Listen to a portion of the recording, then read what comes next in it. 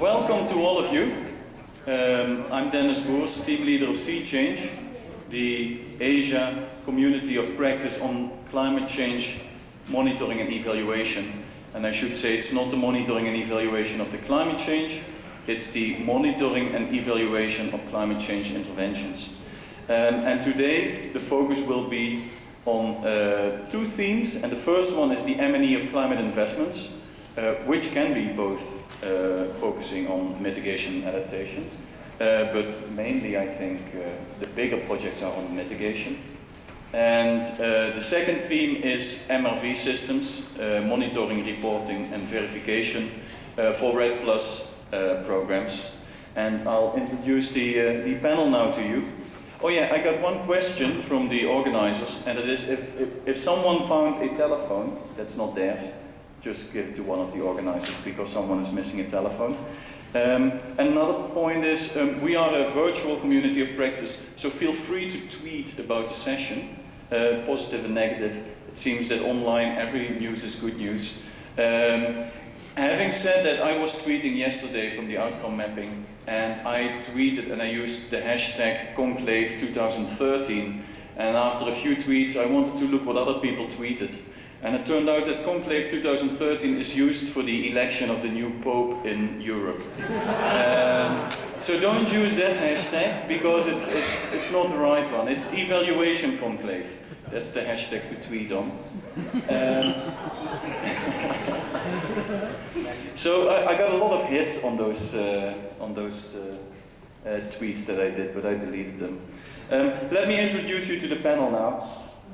First of all, Mr. Sanjay Saxena, who is the Managing Director of Total Synergy Consulting, and he will do the chairing of the panel today. At least the first theme, M&E of climate investments.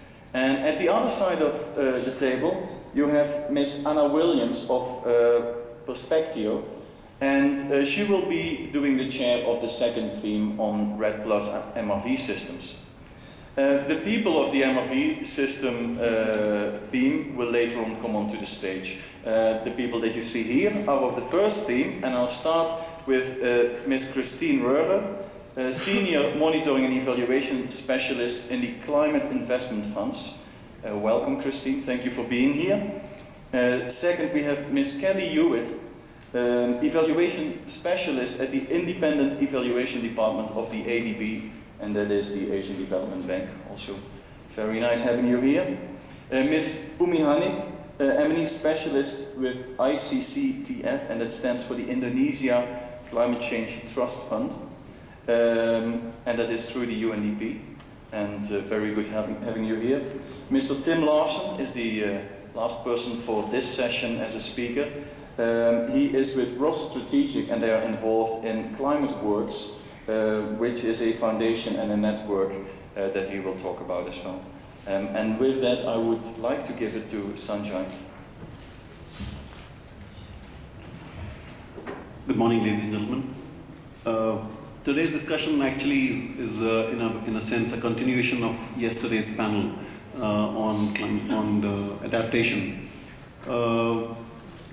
Since there's a short time that we have for the first panel, about 55 minutes, let me just introduce you what we intend to do in the 55 minutes. All the panelists will first have a 5-minute slot to introduce the work that they're doing on climate investment funds and, of course, pertaining to the M&E.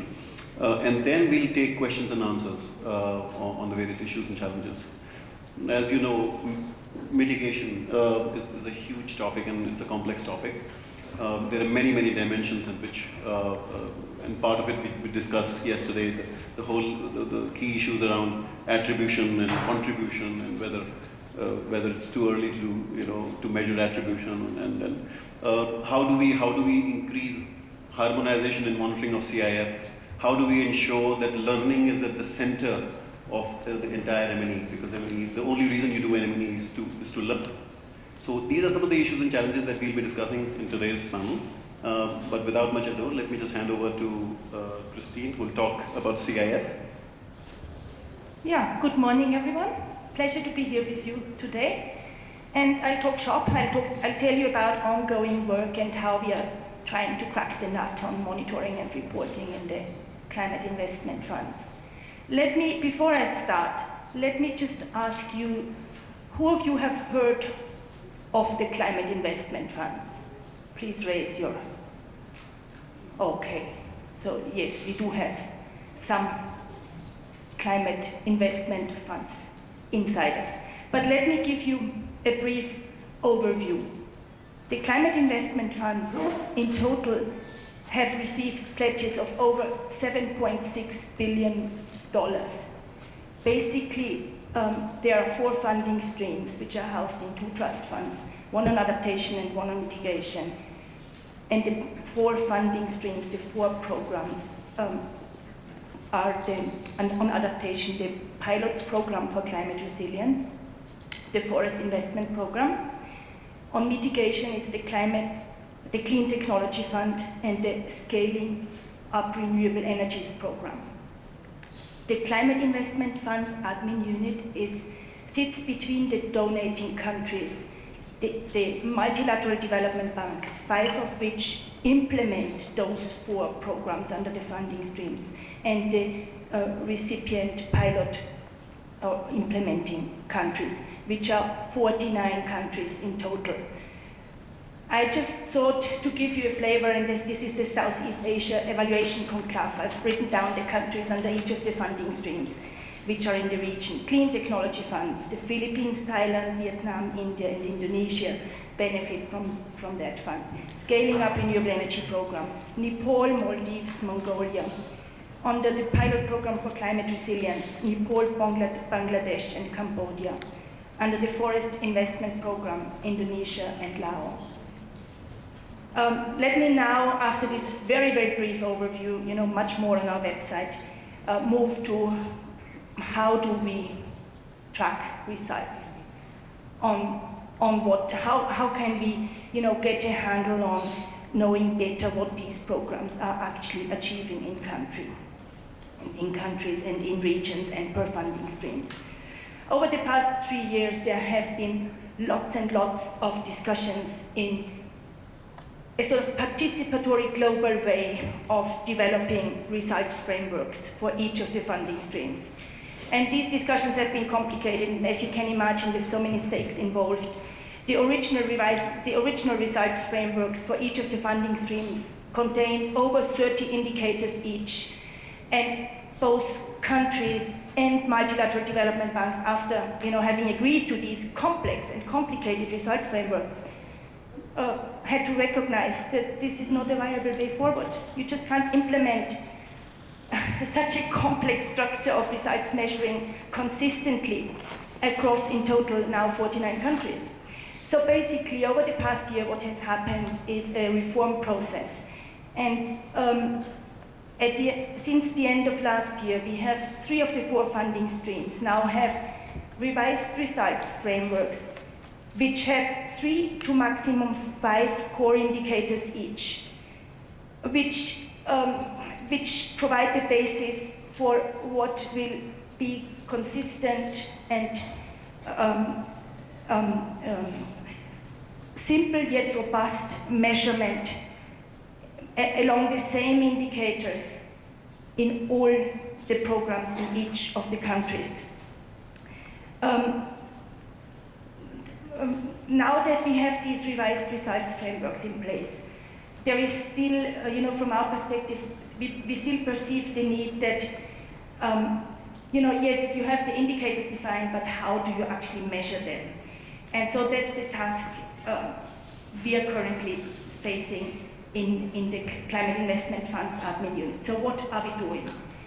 We are creating a monitoring and reporting system, which means for each of the core indicators, coming up with a core indicator guidance sheet and a data tracking tool. You haven't seen those tools yet because we are actually developing them with those who have to use them, with the multilateral development banks and with the pilot countries. We will use those tools for generating the evidence base, and we are focusing on building learning into everything we are doing. I think I have given you a glimpse of the challenge we are facing with setting up this whole monitoring and reporting system. And I'm eager, to take your questions in this panel or afterwards. Thank you. Good morning. I want to state that in speaking with you today, I'm going to try to keep it to the minimum because I want the real conversation to be between us, myself as the panelists, and you in the audience. So to be consistent with that purpose, I kind of want to read my statement to you to make it simple and very direct, and then engage in conversation afterward. So first, let me say that though I, and I don't know if my colleague Kapil Thupral is in here now, even though we serve as Evaluation Oversight Committee for the current CIFS, that is the Carbon Investment Fund's global evaluation, it's my separate, independent, and individual professional observations as an evaluator that guide my comments this morning. So with that, let's move on. I believe that we all can agree that carbon investment funds aim to bring about additionality, leveraging, and transformation. In the evaluator's world, we're speaking to core subcomponents of efficiency and sustainability. I had originally planned to talk about how complex it is to assess additionality, leverage, and transformation because of inconsistent definitions and because any assessment involves measuring the most or part of the capacity building results in real private sector market transformation. Instead, in an attempt to dissolve some of the complexity and to provide some focus to the concept of transformation, I will speak solely to that term.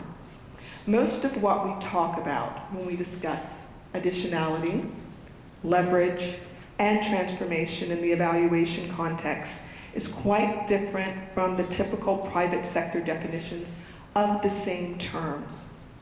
Now, it's important to realize that when I speak of private sector definitions, I'm not referring to the private sector arm or arms of the 5 multilateral development banks that design, approve, and implement CIF-funded projects.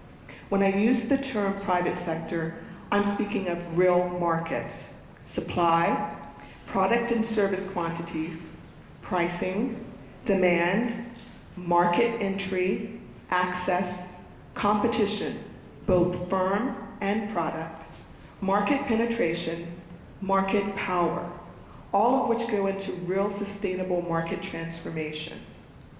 And despite these real variables, their measurement and the need to include them in evaluation assessments of publicly funded climate investments, today's evaluation approach of climate investments appear to mention very little, if anything at all, with regard to the importance of knowing, understanding, and measuring these particular real market variables.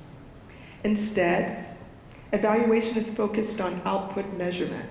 For example, how effective have public finance mechanisms to scale up private sector investment in climate solutions been, i.e., number of private sector investments in renewables or energy efficiency before and after all intervention?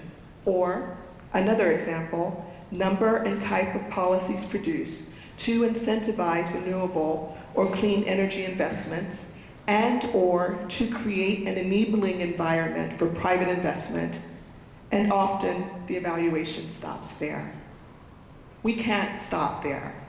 Back in the early 90s, when we were having the same discussion regarding M&E of energy efficiency initiatives and demand-side management in the US and Europe, there were assumptions made, conclusions drawn regarding outcomes, project contributions to energy use reduction, energy demand, assumptions of outcomes that could not or either were not verified.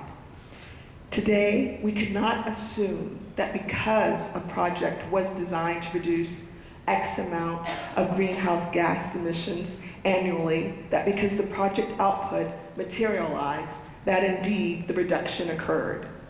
Equally, we cannot assume that because the project was designed to result in market transformation, that because the project output of de facto conducive policies and or private investments materialize, that indeed market transformation has occurred.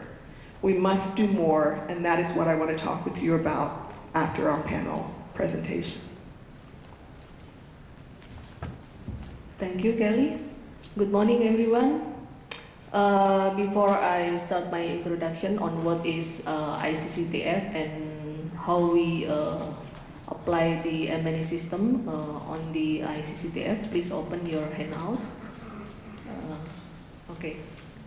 ICCTF, or Indonesia Climate Change Trust Fund, is actually moved after the Paris Declarations. It is a follow-up action to Paris Declaration on effectiveness initiatives. And at the national level, the government of Indonesia established the Indonesian Climate Change Trust Fund to make all aid in the climate change more harmonized, and the working environment for specific in the climate change is also more aligned. ICCTF itself existed to support the national development strategy in climate change. We in Indonesia have a midterm development planning. It is a 5-yearly planning. And one of the focus or priority of the national development planning is in climate change. So we believe with the ICCTF, the national agenda on climate change intervention will be more effective. So the ICCTF here have 2 missions. The first is to manage the trust fund effectively, and then the second is to manage the climate change project appropriately. And then on the project itself, we have 3 focus here. The first is related with the land base, and then the second is related with energy, and then the third is with adaptation. We have the institutional arrangement. Maybe you can see the slide number 5. Actually, we have a very simple hierarchy. We have the trust fund board. It is a very high level. The member of the trust fund board is the Vice Ministry of the National Development Planning, and then Ministry of Environment, and then Commission in Monitoring and Evaluation under the President's working office, and then several ministry related with the sectors. And then to support the works of the Trust Fund Board, we have the Secretariat. We hired a professional to work under the Secretariat. It is a Director Executive. And then we have the M&E unit under, actually the M&E unit is working under the Secretariat, but this is quite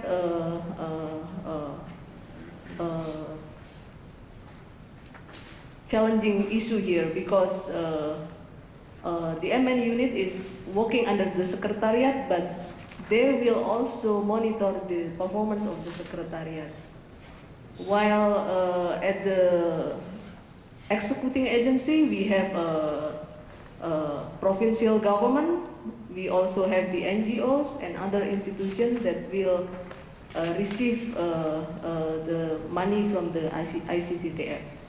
So actually, we have 2 types of monitoring and evaluation. The first is to monitor the performance of the Secretariat. The focus is to measure the effectiveness of the ICCTF management and the financing. And then the second is to monitor the project performance.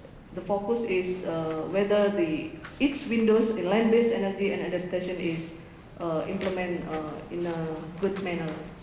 We all, okay, thank you. While we have a challenge here because there is a lacking commitment between the actors, whether it is in the high level person or in the operational level. They believe that their focus is actually only in the trust fund management, while for the project achievement in 3 sectors is not their main mandate. So this is quite challenging because we should introduce that all money that is managed by the Secretariat, the ICCTF will to some extent will contribute to National Development Strategy in Climate Change Agenda, which is working in the land-based energy and adaptation. Thank you.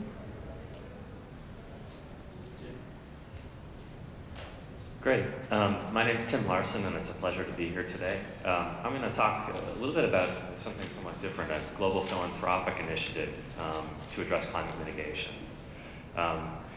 This is, was launched in 2008, and it's called ClimateWorks, and it's headquartered around the ClimateWorks Foundation, which is based in San Francisco, California, in the United States. The goal of the ClimateWorks initiative was to support public policies that prevent dangerous climate change and promote global prosperity. ClimateWorks set an original goal to inspire the adoption of policies that limit annual global greenhouse gas emissions to 44 billion metric tons in the year 2020, about 25% below baseline projections, and then 35 billion metric tons by the year 2030. They've gone through some evolutionary process in thinking about the goals, but that gives you a sense of really thinking at a macro scale about how to get tons across the planet. The strategy behind the ClimateWorks initiative was to launch, organize a series of regional climate foundations. There's about 5 of them across the world in some key regions, including India, China, North America, Latin America, Europe. In addition, and those really focused on kind of regional approaches to mitigation on a macro scale, and had granting activities to fund policy change efforts in those regions.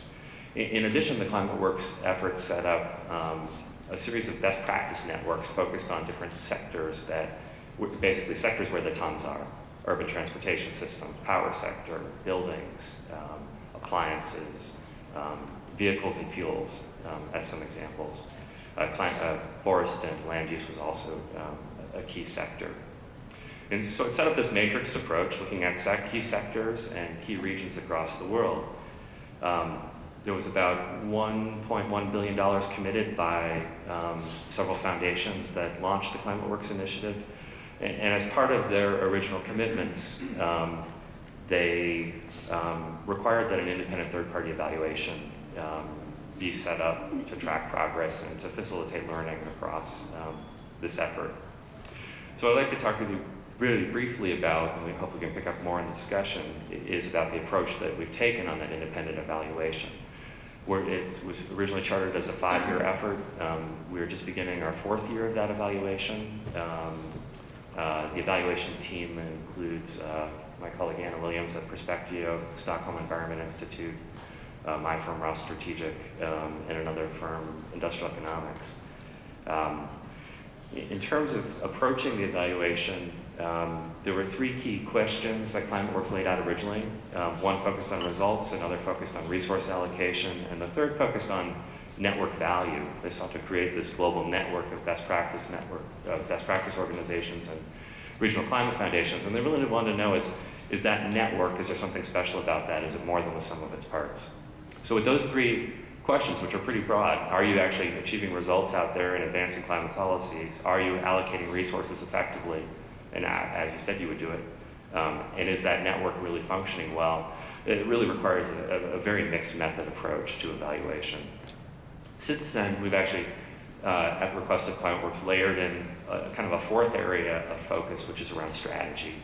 How effective are these strategies that are being deployed in the sectors and in the regions? And is there any learning at the macro scale that can be achieved to improve things and to get more results. In terms of the methods, I'd be happy to talk more about those in the discussion. There were definitely some that looked at the network, looking at social network analysis, how were people interacting across this network, doing analysis of governance systems and leadership and communications, and a lot of these factors of what makes this global initiative work effectively or could make it work more effectively. To really get at the results, are tons being achieved, are policies being progressed and passed, are advocacy initiatives effective, took a very different approach. Some interviewing and direct observation and work at the macro level, but also we used a case study approach to do some regional deep dives, recognizing we had very limited resources and couldn't look everywhere, every sector in every region. Worked with the Foundation to establish criteria and then did some deep dives, and including some in both India and China. So for example, in India, looked at industrial energy efficiency and urban transport systems. In India, looked at the power sector and urban transport systems, just as some examples. We really tried to dive deep in those and understand how our policy is progressing, what's working, what can be learned. Be happy to talk more about those as well. I just want to, some closing thoughts, just wanted to tee up some of the key issues that we've wrestled with, and in case any of these are of interest to you, we can talk more about how to balance the contribution versus attribution approach. A really key one was about how to balance accountability versus learning, and wearing those multiple hats as an evaluator can be somewhat challenging, as many of you probably know. We've been really pushing them, and I think there's interest in heading more down the learning path. How do you really create a learning network, a set of learning organizations? And that's really causing our methods to shift. I'd be happy to talk more about that. And the last key area I think has really been thinking about how do you assess policy progress? How do you establish baselines, which is kind of maybe different than a project implementation approach, but how do you really know if your advocacy efforts are working? How do you know if if you're really making progress in that transformative marketed transformation and system change, which is really at the level that we've been looking at in the context of this evaluation. So with that, I'll stop, and hopefully we can pick up more on this in the discussion. Thanks. Thanks, Tim. May I also request Anna to say a few words if she would like to add to the dialogue, and then we can move on to the question and answer session. Sure, thank you. As Tim mentioned, I've been working on the same team as Tim, and also working with another foundation based in the UK, the Children's Investment Fund Foundation, which is also investing in climate mitigation. And I'd say that this work has really blazed new trails. There weren't any methods that we could pick up on easily. It was very difficult to do, it still is. And because climate mitigation is a near-term imperative, that if it is going to happen, it has to happen as quickly as possible in order to reduce the impact of climate change. There's been a very big sense of urgency around it. And I want to underscore that the urgency is largely around the people who are most vulnerable in the world, who will be most affected by climate change, and who are least responsible for it. There's very much a humanitarian core at this effort. And I just say that this morning, Robert Chambers' comments about what I call old school evaluation versus what I now call new school evaluation apply here. This is a very rapidly changing world. This is a complex system. These are non-linear interventions that are needed to create and to prevent climate change. And with our increasing understanding of that, we have been shifting to much more of a real-time evaluation approach, and to support learning for the organizations around the world that are trying to advocate for stronger, more effective, and better resourced policies. And that has required a whole nother skill set, a whole nother set of approaches, and managing the expectations of the donors who really funded this on the expectation that this would be an outcome and quantifiable approach. It has been much harder to quantify results than they anticipated. Not surprising, but I'd be happy to talk further. Thank you. Thanks, Anna. I think we've had a very very fortunate to have a very mixed group. I think we have Christine from CIF who's talked about and has kind of given us an update of on what's the current work on results framework and the work being done on the indicators.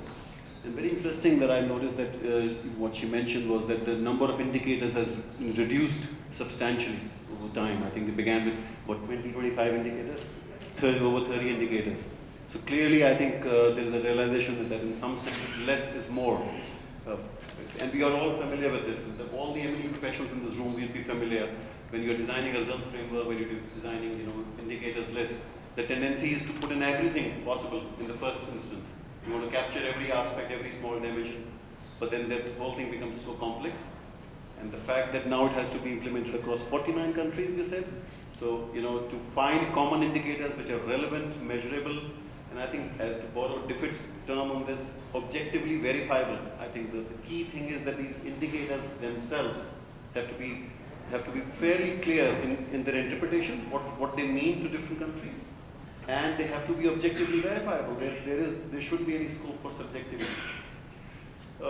Kelly also talked about, I was just wondering, because we've heard different aspects. We talked about the governments of Indonesia as effort in this. Is there Christine, this question is more to you. We talked largely the CIF. Is it predominantly focused towards the governments or these indicators? There is a room for other players. Let's say the work being done by foundations, as Tim was just mentioning, or the private sector that Kelly was mentioning. So if you could elaborate on that. Yeah, I'm very glad for Robert Chambers what he said about, everything qualitative can be quantified in a participatory way. And this is actually what we are trying to do on the qualitative indicators on the states. So, for example, let me give you one of the core indicators on the pilot program for climate resilience, which is the degree of integration of climate change into national planning. How do you measure that? Very difficult. So what we have done, or what we are still doing, and it's all work in progress, we have developed a scorecard where key stakeholders in country, including civil society, NGOs, whoever has been most involved in implementing the PPCR, the country focal point, the government get together and try to reach a consensus on that scorecard. But this is only step one. The suggested second step, and as this is qualitative information, which is subjective, whichever way you collect or aggregate or synthesize qualitative information, it will always remain and it will maintain an element of subjectivity. So the suggestion is, and this is what we are proposing to take forward, that before officially those data or results get reported to the Trust Fund Committee, in country a workshop is held that invites civil society and all interested stakeholders to review the score and the progress that has been made on integration of climate change into national planning. And only after that workshop, after the information, the result is sort of vetted by the wider society, it gets reported up to the Trust Fund Committee. That's our proposal in terms of participation and making qualitative information quantifiable and scored and have some better degree of, some better sense of what's going on. Thank you. On a further question to that, for instance, Tim, aimed at you. Do you, for instance, engage very actively? Do you, for instance, use the results framework which CIFS does, and then do you take that as the starting point, or do you develop further on it? And how? Because one of the key issues that I think, and this was raised in yesterday's panel discussion as well, is that how do you establish attribution from the lower level input-output kind of indicators to the higher level impact outcome indicators? So, if you could just talk briefly on that. Yeah, it's an area that we've been working on developing. I think that there's been little interaction in the past between the global philanthropic efforts and the climate investment funds, and I think that's an area of increasing coordination, particularly as we see more interaction between foundations working to leverage and working in partnership with MDVs. In terms of attribution and contribution at our scale, which is not really at the on-the-ground project scale, but more looking at global system change and a very, very complex system. We've really focused more on contribution and looking for evidence of the partners involved in any particular initiative being influential in different ways. And we've developed a framework for helping to think about that and assess contribution. We've tried not to go down, focus too much resources on really getting, you can spend a lot of time and effort trying to get overly precise in the contribution attribution area. And given the breadth of other topics we needed to focus on, we've taken a little bit lighter touch on that, but we're looking for evidence that the partners are making a difference in the venues that they're working in as a key focus. Sure. Yeah, I just think it may be helpful to know that we had to devise our own framework in the absence of any framework that we could find. So we, and ClimateWorks, the foundation, doesn't do this yet. Only the evaluators at this point do this, where we establish a policy baseline at the time when funding began, and a very basic framework for the progress and the status of the development of the targeted policies. So industrial energy efficiency in China, for example, is something Tim has worked extensively on. I've worked on the power sector in India, for instance, and we started to track the baseline when funding began and the status along the way against a goal. The goals are 2020 and 2030 goals, and then the level of contribution within that low, medium, high, and also not enough information.